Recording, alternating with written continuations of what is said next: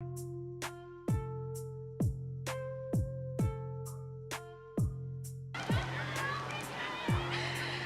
afternoon, everyone. My name is Jillian Jackson. I'm a graduating senior political science major, Spanish minor from Memphis, Tennessee, and I humbly serve as the 80th Spelman College SGA president. Thank you, President Biden, Vice President Harris, and the White House personnel who granted me the opportunity to speak with you today. As we stand on these hallowed grounds of our beloved Atlanta University Center, we stand on the shoulders of activists such as Julian Bond, Benjamin Brown, Ruby Doris Smith, and more recently, Reverend Raphael Warnock and Stacey Abrams. It is our duty as campus leaders and change agents to combat voter discrimination on behalf of our peers and surrounding West End community. We all are aware of Georgia's current legislation and how it poses a threat to the voting rights of citizens. I distinctly remember registering to vote at an NAACP drive after turning 18 during my first semester at Spelman. I was so eager to vote in my very first election, especially a gubernatorial one. Unfortunately, when attempting to vote, citizens face several challenges, including strict absentee requirements, limited polling place access, and overall lack of voter education. People wait hours in line to cast out their civic duty to sometimes find that they are unable to place their vote because of technicalities. Small mishaps like misspelled names, incorrect addresses, as well as laws preventing food and water distribution to long polling place lines inhibit many citizens in their right to vote, especially within the Black community. I am so excited to hear the current administration's plans to combat the ongoing voting rights issues in our state. Without further delay, it is my distinct honor and pleasure to introduce the 46th President of the United States of America, Joe Biden. And my fellow HBCU sister and sorority sister, Vice President Kamala Harris.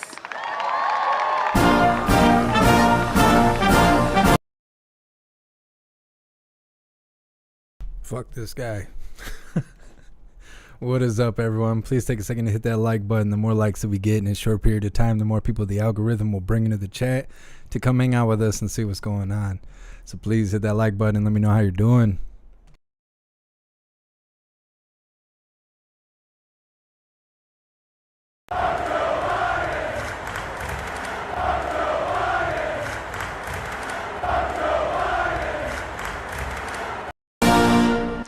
Good afternoon, Atlanta. Good afternoon. Jillian, thank you for that beautiful introduction and for your leadership. I can't wait to see what you do next. Thank you. So last week, 1 year, yes, please do sit. Last week, 1 year after a violent mob breached the United States Capitol, the President of the United States and I spoke from its hallowed halls. Come on, man. And we made clear, we swore to preserve, protect, and defend the Constitution of the United States. And we will. We will fight. We will fight to safeguard our democracy. We will fight to secure our most fundamental freedom, the freedom to vote. And that is why we have come to Atlanta today, to the cradle of the civil rights movement, to the district that was represented by the great Congressman John Lewis, on the eve of the birthday of Reverend Dr. Martin Luther King Jr. More than 55 years ago, men, women, and children marched from Selma to Montgomery to demand the ballot. And when they arrived at the state capitol in Alabama, Dr. King decried what he called normalcy. The normalcy, the complacency that was denying people the freedom to vote. The only normalcy anyone should accept, Dr. King said, is the normalcy of justice. And his words resonate today. Over the past few years, we have seen so many anti-voter laws that there is a danger of becoming accustomed to these laws, a danger of adjusting to these laws as though they are normal, a danger of being complacent, complicit. Anti-voter laws are not new in our nation, but we must not be deceived into thinking they are normal. We must not be deceived into thinking a law that makes it more difficult for students to vote is normal. We must not be deceived into thinking a law that makes it illegal to help a voter with a disability vote by mail is normal. There is nothing normal about a law that makes it illegal to pass out water or food to people standing in long voting lines. And I have met with voters in Georgia. I have heard your outrage about the anti-voter law here and how many voters will likely be kept from voting. And Georgia is not alone. Across our nation, anti-voter laws could make it more difficult for as many as 55 million Americans to vote.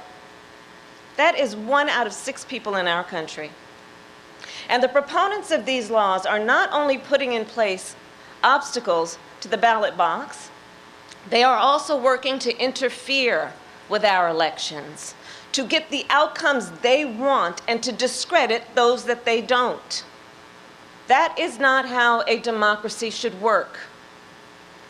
My fellow Americans, do not succumb to those who would dismiss this assault on voting rights as an unfounded threat, who would wave this off as a partisan game. The assault on our freedom to vote will be felt by every American in every community, in every political party. Come on, man. And if we stand idly by, our entire nation will pay the price for generations to come. As Dr. King said, the battle is in our hands. And today, the battle is in the hands of the leaders of the American people, those in particular that the American people sent to the United States Senate. 2 landmark bills sit before the United States Senate: the John Lewis Voting Rights Advancement Act and the Freedom to Vote Act. And these 2 bills represent the first real opportunity to secure the freedom to vote since the United States Supreme Court gutted the Voting Rights Act nearly a decade ago. We do not know when we will have this opportunity again. Senate Republicans have exploited arcane rules to block these bills.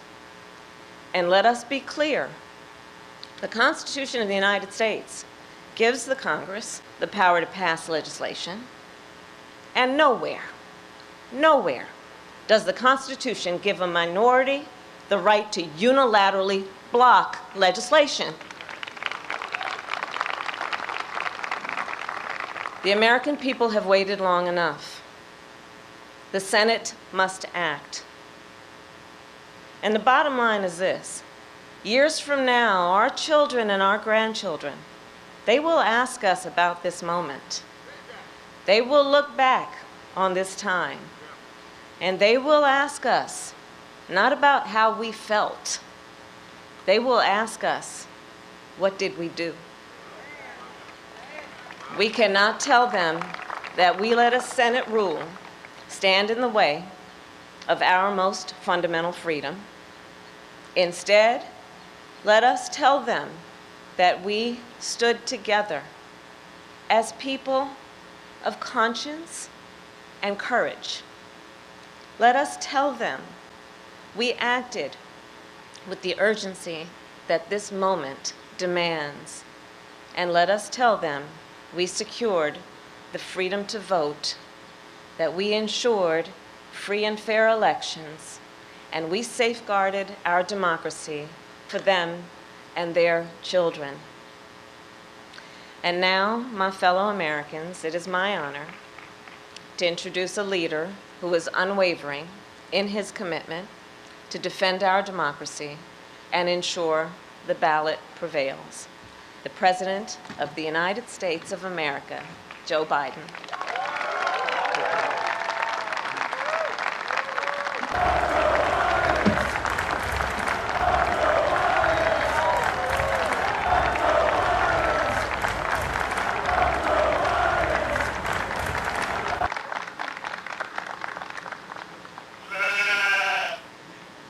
In our lives, in the lives of our nation, life of our nation, there are moments so stark that they divide all that came before and everything that followed. They stop time. They rip away the trivial from the essential. And they force us to confront hard truths about ourselves, about our institutions, and about our democracy. In the words of Scripture, they remind us to hate evil, love good, and establish justice in the gate.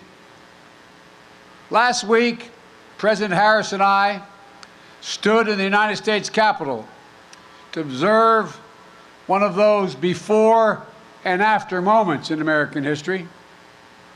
January 6th insurrection on the citadel of our democracy. Today, we come to Atlanta, the cradle of civil rights, to make clear what must come after that dreadful day when a dagger was literally held at the throat of American democracy. We stand on the grounds that connect Clark, Atlanta University, Morehouse College, near Spelman College, the home of generations of advocates, activists, educators, and preachers.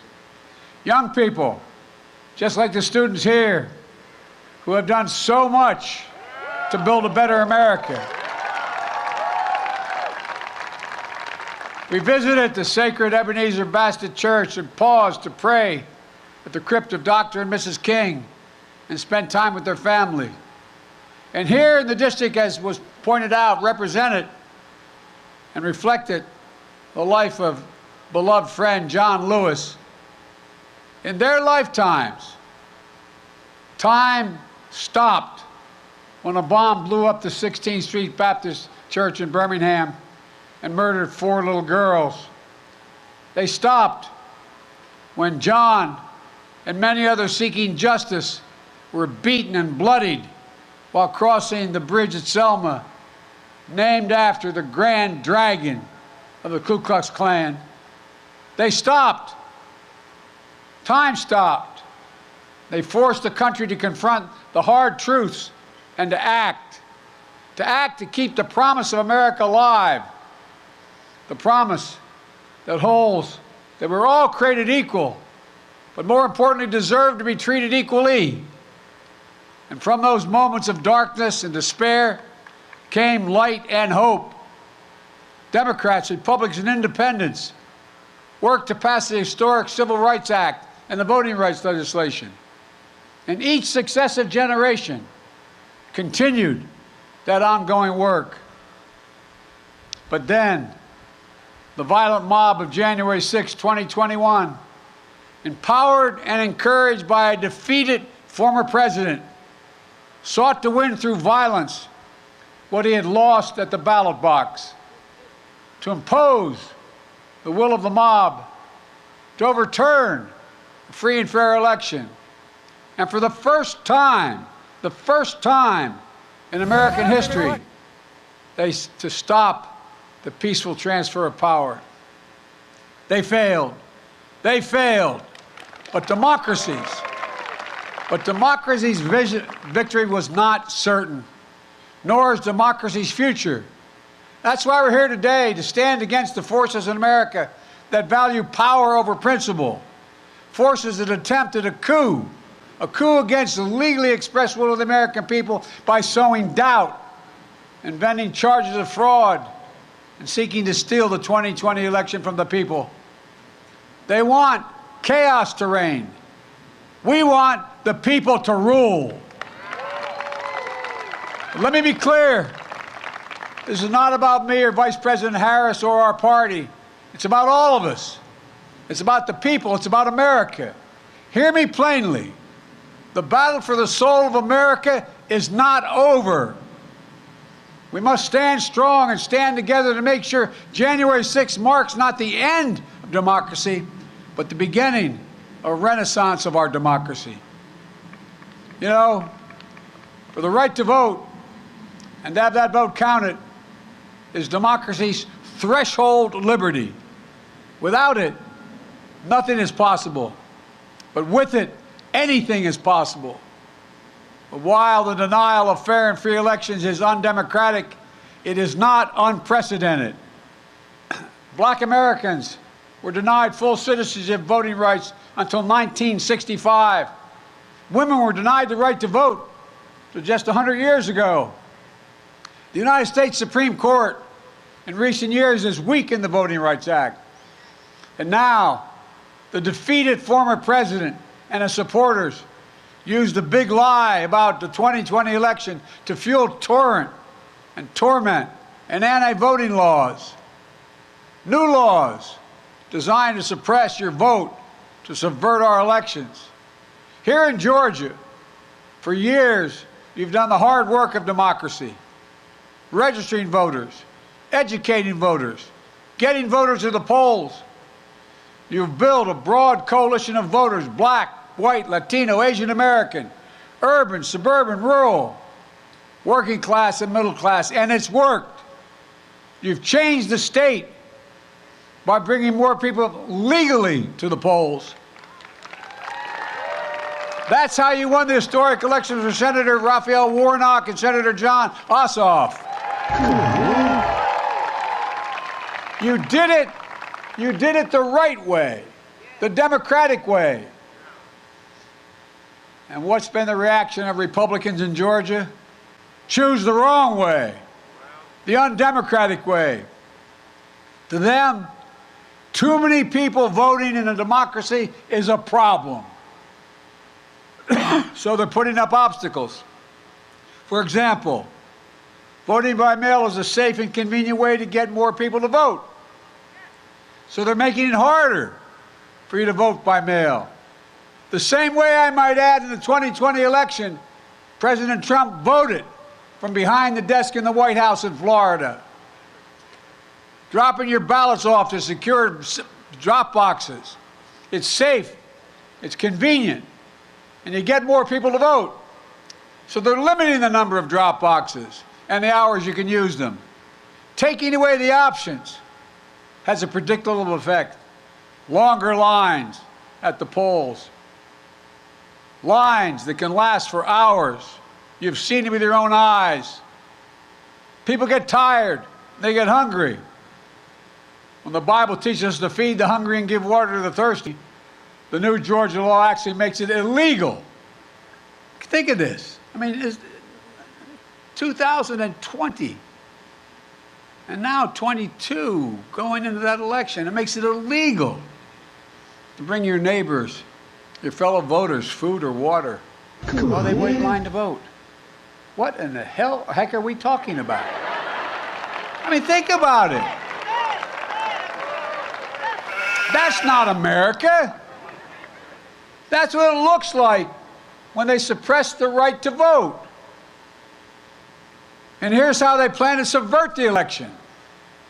The Georgia Republican Party, the state legislature, has now given itself the power to make it easier for partisan actors, their cronies, to remove local election officials. Think about that. What happened the last election? The former president and allies pursued, threatened, and intimidated state and local election officials.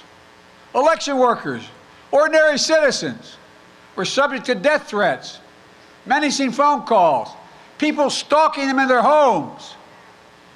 Remember what the defeated former president said to the highest ranking election official, a Republican in this state? He said, quote, "I just want to find 11,780 votes." Pray God. He didn't say that part. He didn't say count the votes. He said find votes that he needed to win. He failed because of the courageous officials, Democrats, Republicans, who did their duty and upheld the law. But with this new law in Georgia, his loyalists will be placed in charge of state elections. What is that going to mean? Well, the chances for chaos and subversion are even greater, as partisans seek the results they want, no matter what the voters have said, no matter what the count. The votes of nearly 5 million Georgians will be up for grabs if that law holds. It's not just here in Georgia. Last year alone, 19 states not proposed, but enacted 34 laws attacking voting rights. There were nearly 400 additional bills Republican members of state legislatures tried to pass.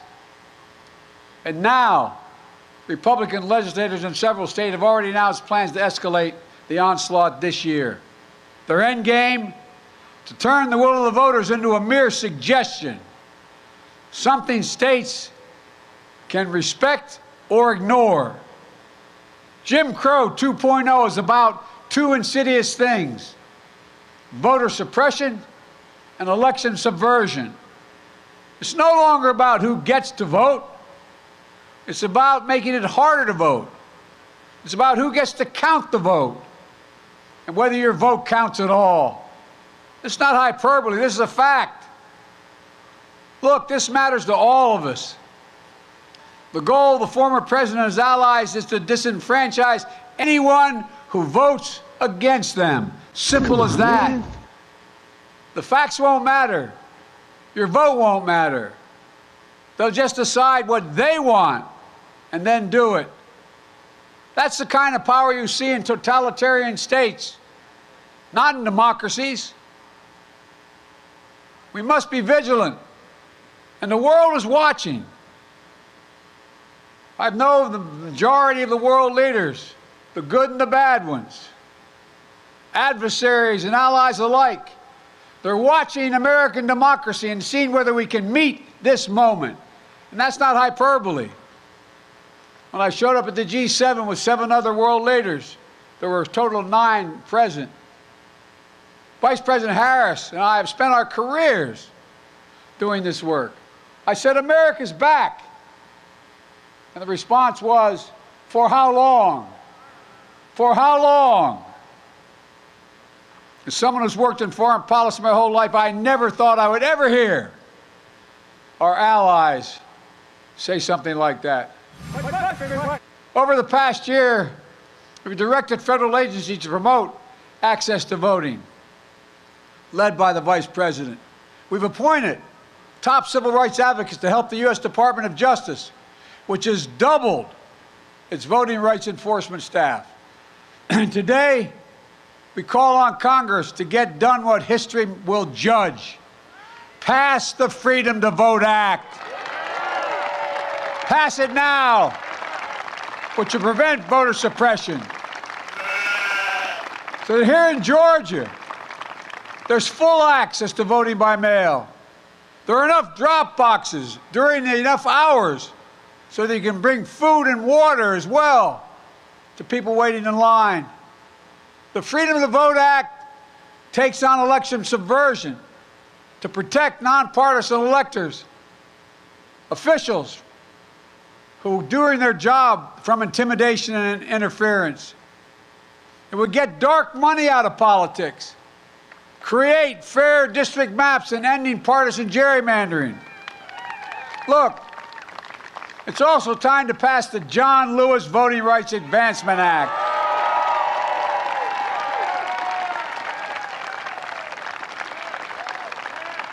I've been having these quiet conversations with the members of Congress for the last 2 months. I'm tired of being quiet. Folks, it'll restore the strength of the Voting Rights Act of '65, the one President Johnson signed after John Lewis was beaten, nearly killed on Bloody Sunday, only to have the Supreme Court weaken it multiple times over the past decade.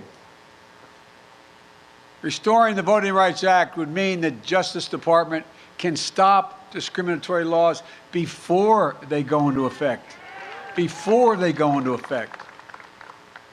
The Vice President and I have supported voting rights bills since day one of this administration, but each and every time, Senate Republicans have blocked the way. Republicans oppose even debating the issue. You hear me? I've been around the Senate a long time. I was Vice President for 8 years.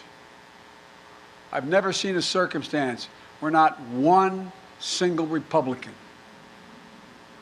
has a voice that's ready to speak for justice now.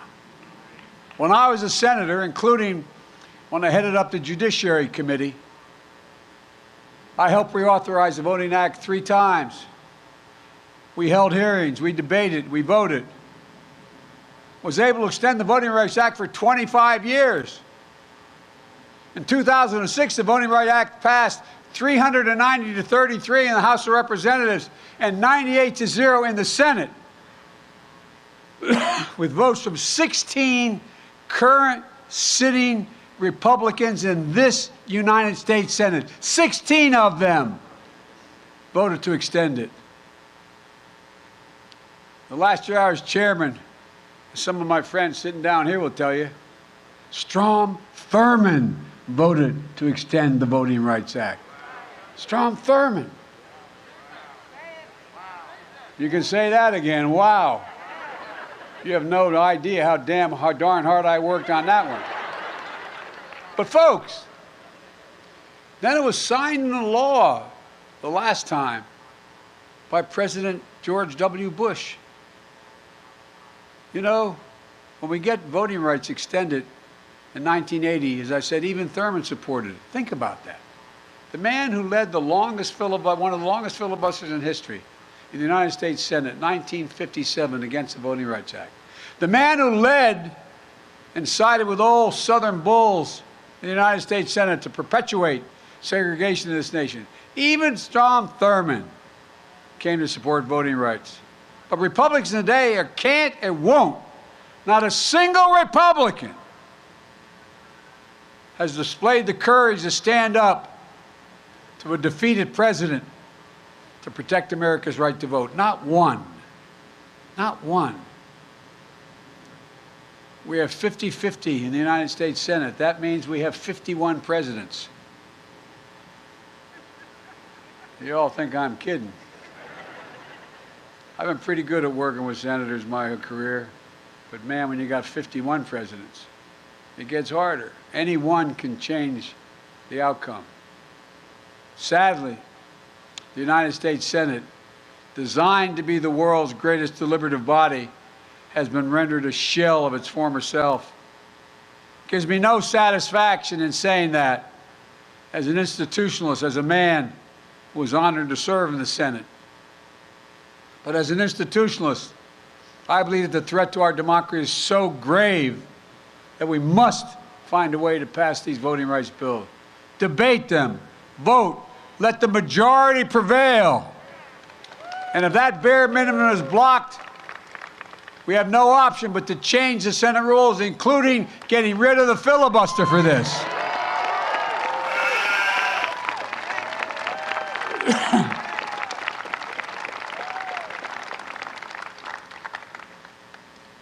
You know, Last year, if I'm not mistaken, the filibuster was used 154 times. The filibuster has been used to generate compromise in the past, promote some bipartisanship, but is also used to obstruct, including especially obstruct civil rights and voting rights. And when it was used, senators traditionally used to have to stand and speak at their desk for however long it took. And sometimes it took hours. And when they sat down, if no one immediately stood up, anyone could call for a vote or the debate ended. But that doesn't happen today. Senators no longer even have to speak one word. Filibuster is not used by Republicans to bring the Senate together, but to pull it further apart. Filibuster is weaponized and abused. While the state legislative assaults on voting rights is simple, all you need in your House and Senate is a pure majority. In the United States Senate, it takes a supermajority, 60 votes, even to get a vote, instead of 50 to protect the right to vote. State legislators can pass anti-voting laws with simple majorities. If they can do that, then the United States Senate should be able to protect voting rights by a simple majority.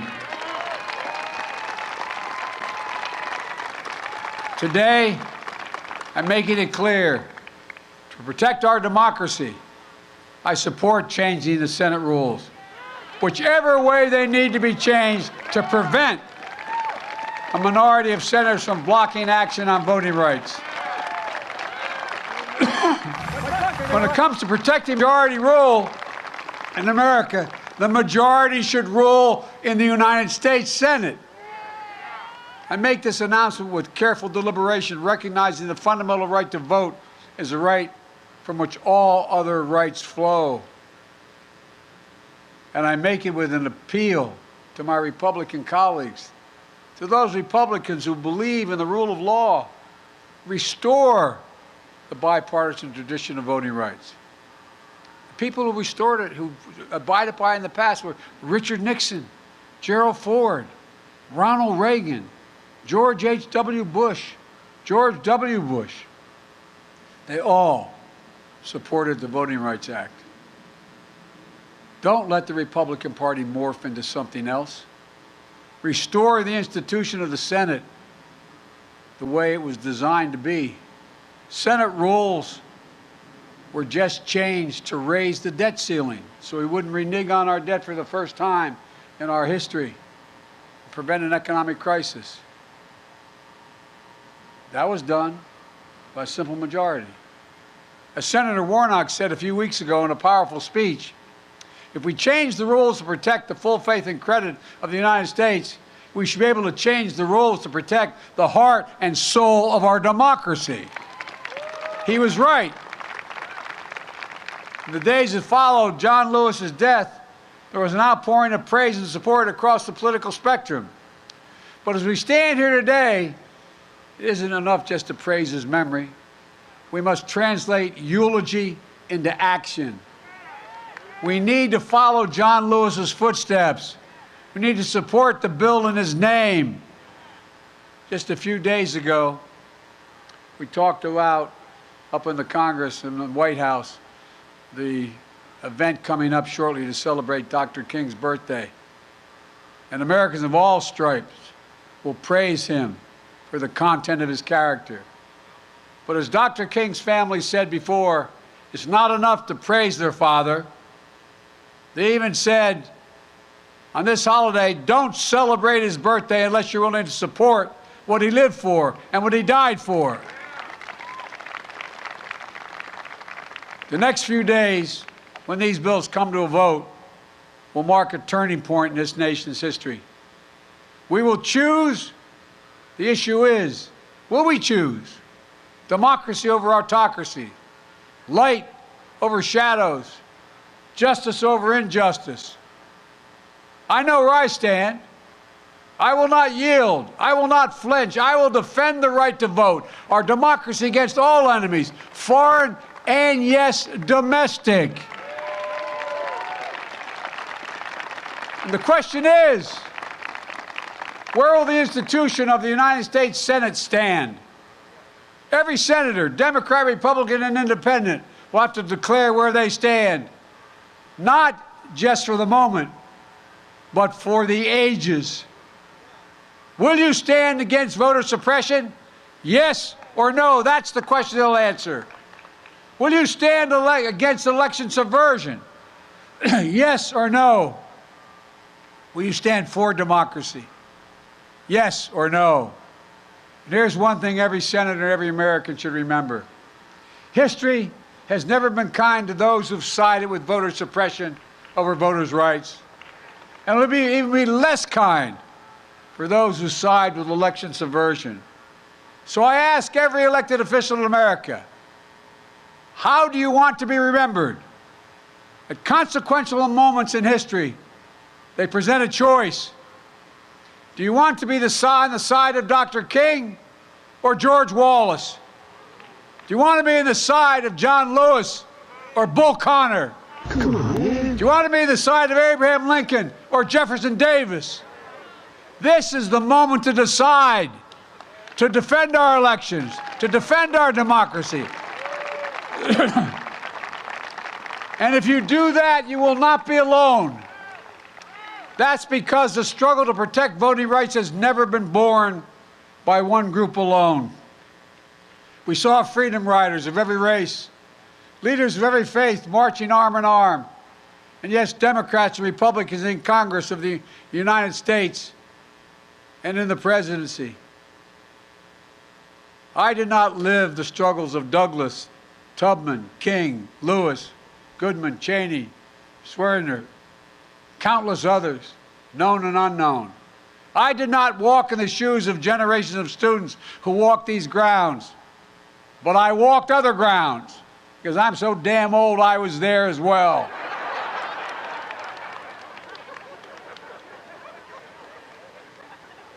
They think I'm kidding, man. Seems like yesterday, the first time I got arrested. Anyway. But their struggles here, they were the ones that opened my eyes as a high school student in the late 50s and early 60s. They got me more engaged in the work of my life. And what we're talking about today is rooted in the very idea of America.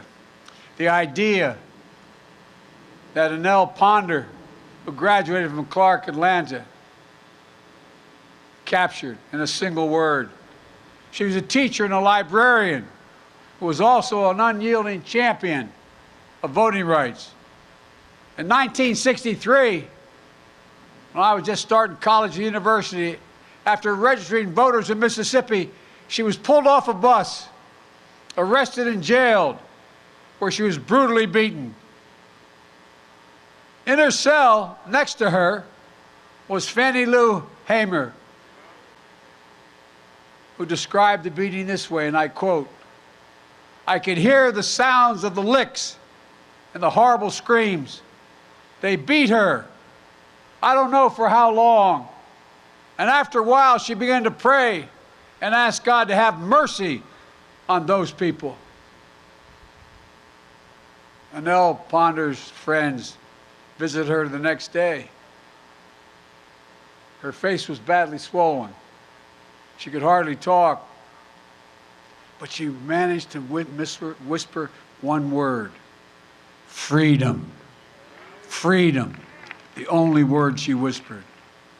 After nearly 250 years since our founding, that singular idea still echoes, but it's up to all of us to make sure it never fades, especially the students here, your generation, that just started voting, as there are those who are trying to take away that vote you just started to be able to exercise.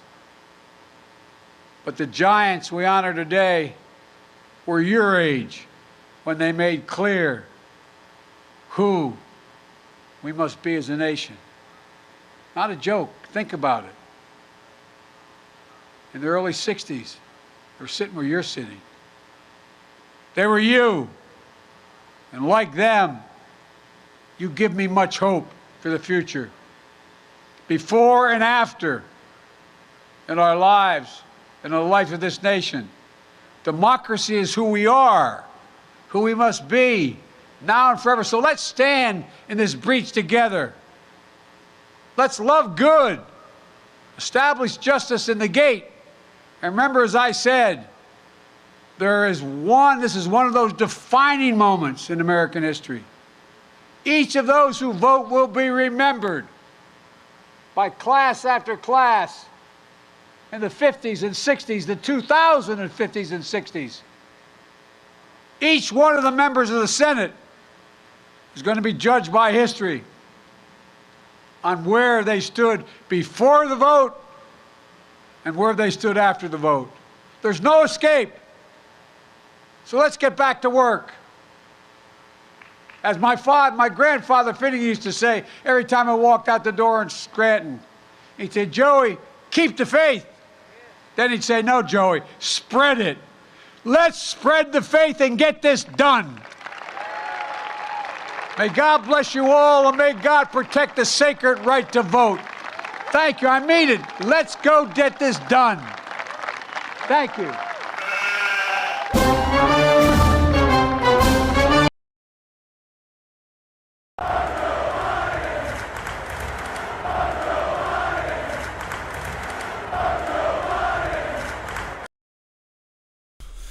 Well, that was probably the longest speech he's ever done. Half of it was slurred. He'd get all wound up. Yeah, you keep that to yourself, old man Walter. We don't want to know your secrets. Anyways, let's get ready for the Pledge of Allegiance.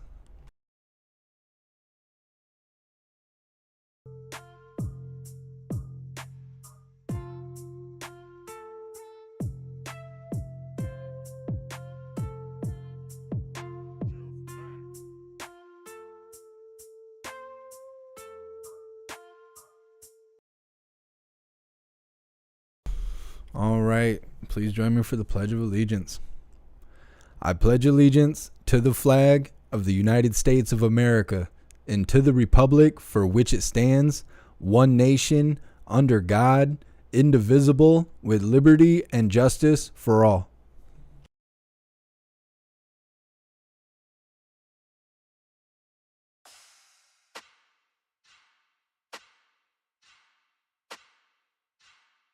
Good Lord, YouTube is flagging everything. I'm sitting here spending the whole time unflagging your guys' comments.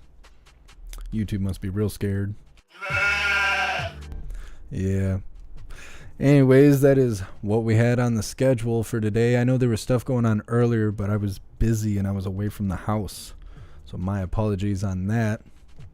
We will keep our eyes open to see if there's any kind of activity going on later today. There was a couple really small gatherings yesterday, but by the time I was setting up the live, it was already over in New York. But I will be keeping my eyes open to see if there's anything going on for us to cover. I miss having those long nights of protesting and rioting, but fortunately and unfortunately, that's not the case anymore. But we'll see what's going on. Find anything, we'll cover it. Otherwise, we'll be live tomorrow for more lying and crying from the White House and anything else we can find. Really appreciate you guys. Big shout out to everyone that made donations, joined the membership program, or purchased any merch. I really appreciate all of you, and I wouldn't be able to do this without you. Make sure you guys are joining the Discord. The Discord is free to download.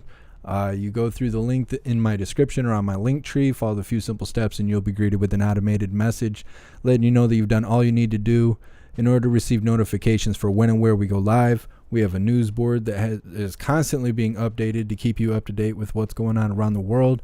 And there's 3,700 hooligans in there for you to converse with, to talk about what's going on, or just simply talk about your day, whatever you prefer. But definitely join the Discord. It's way better than wasting time hoping to get notifications from any of these platforms. It's all algorithm based and whatnot. We know how that goes. Either way, thank you guys so much for being here. I appreciate all of you. Hopefully we can go live again today. Otherwise, I'll see you tomorrow. Until then, stand tall, shine bright, and that's a wrap.